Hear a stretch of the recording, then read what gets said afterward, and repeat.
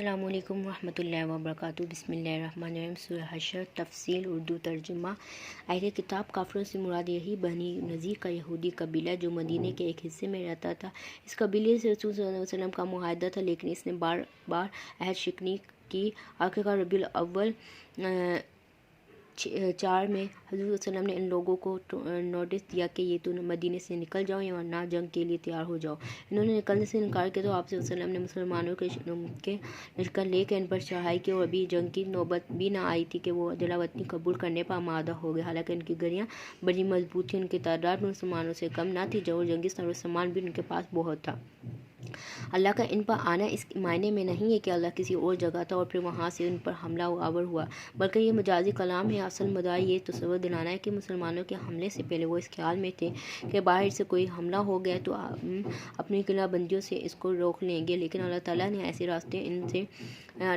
سے ان پر حملہ کیا جدھر سے کسی بلا کے آنے کی وہ کوئی توقع نہ رکھتے تھے، اور وہ راستہ یہ تھا کہ اس نے اندر سے ان کی ہمت اور قوت مقابلہ کو کھوکھلا کر دیا، جس کے بعد نہ ان کے ہتھیار کسی کام آ سکتے تھے، نہ ان کے مضبوط گھر۔ دنیا کے عذاب سے مراد ہے ان کا نام و نشان مٹا دینا۔ اگر وہ صلح کر کے اپنی جانیں بچانے کے لیے بجائے لڑتے تو ان کا پوری طرح قلعہ کما ہو جاتا۔ یہ اشارہ اس معاملے کی طرف ہے کہ بنی نذیر کی بستی کے اطراف میں جو نخلستان واقع تھا، ان کے بہت سے درختوں کو مسلمانوں نے محاصرے کے آغاز میں کاٹ جلا دیا گیا تھا تاکہ محاصرہ آسانی کیا جا سکے، اور جو درخت فوجی نقل و حرکت میں حائل نہ تھے کو کھڑا رہنے دیا۔ اس پر مدینہ کے منافقین اور یہودیوں نے شور مچا دیا کہ محمد صلی اللہ علیہ وسلم تو فسادی فی الارض سے منع کرتے ہیں، مگر یہ دیکھ لو ہرے بڑے پھل اور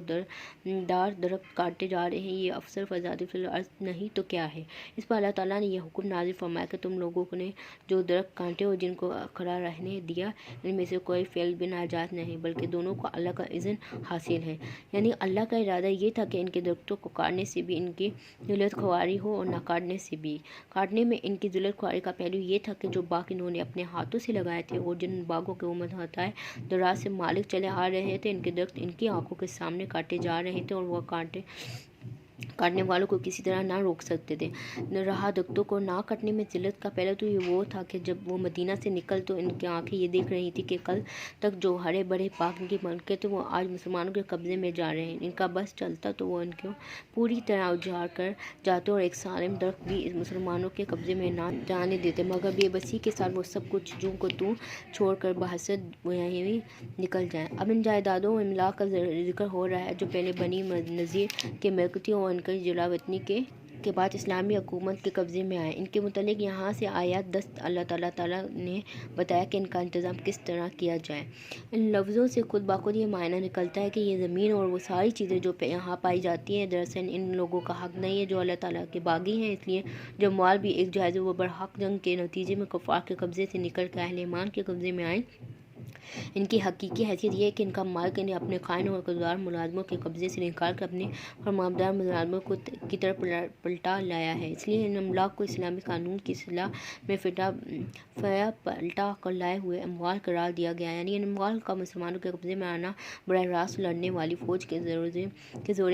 بازو کا نتیجہ نہیں ہے، بلکہ یہ اس مجموعی قوت کا نتیجہ ہے جو اللہ نے اپنے رسول صلی اللہ علیہ وسلم کو اس کی امت اور اس کے قائم کردہ نظام کو عطا فرمائی ہے۔ اس لیے یہ مال غنیمت سے بالکل مختلف حیثیت رکھتے ہیں، اور لڑنے والی فوج کا یہ حق نہیں ہے کہ غنیمت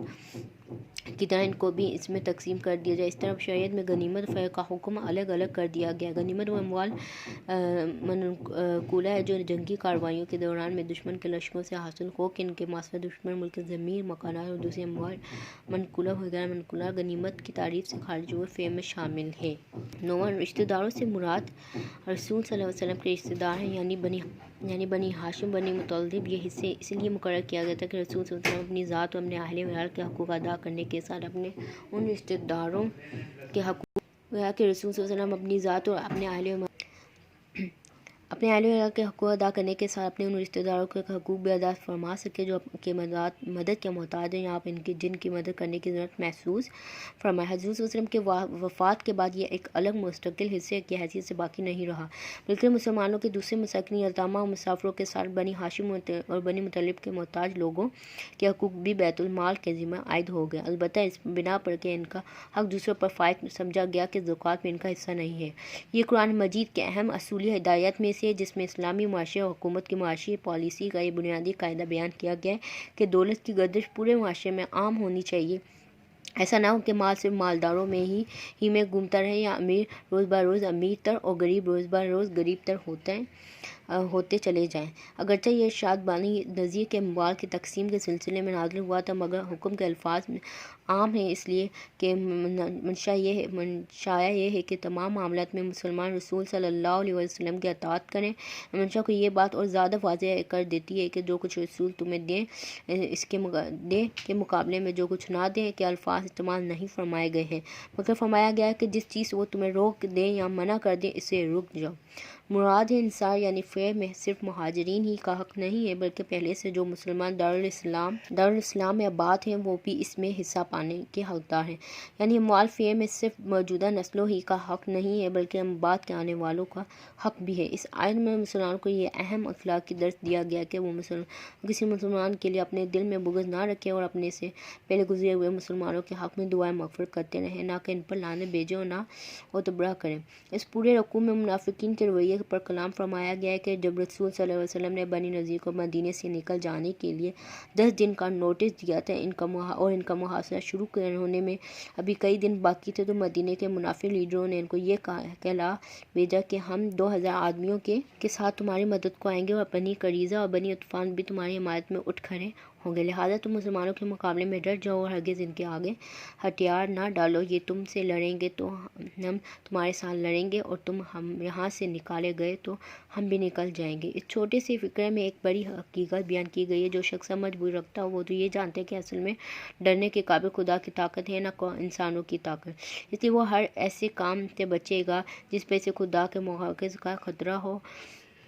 خواہ کوئی انسانی طاقت مواخذہ کرنے والی ہو یا نہ ہو، اور وہ فریضہ انجام دینے کے لیے اٹھ کھڑا ہوگا جو خدا نے اس پر عائد کیا ہے، خواہ ساری دنیا کی طاقتیں اس میں مانع و مزاحم ہوں، لیکن ایک ناسمجھ آدمی تمام معاملات میں اپنے طرز عمل کا فیصلہ خدا کے بجائے انسانی طاقتوں کے لحاظ سے کرتا ہے۔ کسی چیز سے بچے گا تو اس لیے نہیں کہ خدا کے ہاں اس کی پکڑ ہونے والی ہے، بلکہ اس لیے کہ سامنے کوئی انسانی طاقت اس کی خبر لینے کے لیے موجود ہو۔ کسی کام کو کرے گا تو وہ بھی اس بنا پر نہیں کہ خدا نے اس کا حکم دیا، بلکہ صرف اس بنا پر کہ کوئی انسانی طاقت اس کے حکم دینے والی اس کو پسند نہیں کرنے والی ہے۔ یہی سمجھ اور ناسمجھی کا فرق دراصل مومن اور غیر مومن کی سیرت و کردار کو ایک دوسرے سے ممیز کرتا ہے۔ اشارہ ہے کفار قریش اور یہودی کنکاہ کی طرف جو اپنی کثرت تعداد اور اپنے سر و سامان کے باوجود انہی کمزوری کے باعث مسلمانوں کی مٹھی بھری ہوئی سر و سامان حمایت سے شکست کھا چکے تھے۔ کل سے مراد آخرت ہے، گویا دنیا کی پوری زندگی آج اور کل وہ یوم قیامت ہے جو آج کے بعد آنے والا ہے۔ یعنی خدا فراموشی کو لازمی نتیجہ خود فراموشی ہے۔ جب آدمی یہ بھول جاتا ہے کہ وہ کسی کا بندہ ہے تو لازم وہ دنیا میں اپنی ایک غلط حیثیت متعین کر بیٹھتا ہے اور اس کی ساری زندگی اسی بنیادی غلط فہمی کے بعد غلط ہو کر رہ جاتی ہے۔ اس طرح جب یہ بھول جاتا ہے کہ وہ ایک اللہ کے سوا کسی کا بندہ نہیں، تو وہ ایک ہی بندگی تو نہیں کرتا جس کا وہ در حقیقت بندہ ہے، اور ان کا بہت سو کی بندگی کرتا ہے جن کا وہ واقع بندہ نہیں ہے۔ اس تمثیل کا مطلب یہ ہے کہ قرآن جس طرح خدا کی کبریائی اور اس کے حضور بندے کی ذمہ داری و جوابدہی کو صاف صاف بیان کر رہے ہیں کہ اس کا فہم اگر پہاڑ جیسی عظیم مخلوق کو بھی نصیب ہوتا اور اس سے معلوم ہو جاتا کہ کس رب قدیر کے سامنے اپنے اعمال کی جوابدہی کرنی ہے تو وہ بھی خوف سے کام اٹھتا، یعنی جس کے سوا کسی کی یہ حیثیت اور مقام و مرتبہ نہیں کہ اس کی بندگی و پرستش کی جائے، جس کے سوا کوئی خدائی اور کی صفات و اختیارات رکھتا ہی نہیں کہ اسے معبود ہونے کا حق پہنچتا ہو، یعنی وہ اس سے بدرجہ بالا و تر ہے، بدرجہ بالا و برتر ہے کہ اس کی ذات میں کوئی عیب یا نقص یا کوئی کبھی وہ صفت پائی جائے، بلکہ وہ ایک پاکیزہ ترین ہستی ہے جس کے بارے میں کسی برائی کا تصور تک نہیں کیا جا سکتا۔ یعنی اس کی ذات اس سے بالاتر ہے کہ کوئی آفت یا کمزوری یا خامی اس کو لاحق ہو یا کسی طرح اس کے کمال پر زوال آئے۔ یعنی اس کے مخلوق اس سے امن میں ہے کہ وہ کبھی اس پر ظلم کرے گا یا اس کے حق مارے گا یا اس کا اجر ضائع کرے گا یا اس کے ساتھ اپنے کیے ہوئے وعدوں کی خلاف ورزی کرے گا۔ اصل میں لفظ المہیمن استعمال ہوا ہے جس کے 3 معنی، ایک نگبانی اور حفاظت کرنے والا ہے، دوسرا شاہد جو دیکھ رہا ہے اور کہ کون کیا کرتا ہے، تیسرا وہ ہستی جس نے لوگوں کی ضروریات اور حاجات پوری کرنے کا ذمہ اٹھا رکھا ہے۔ یعنی 26 آیت 1 سے 26 تک اردو ترجمہ تفصیل۔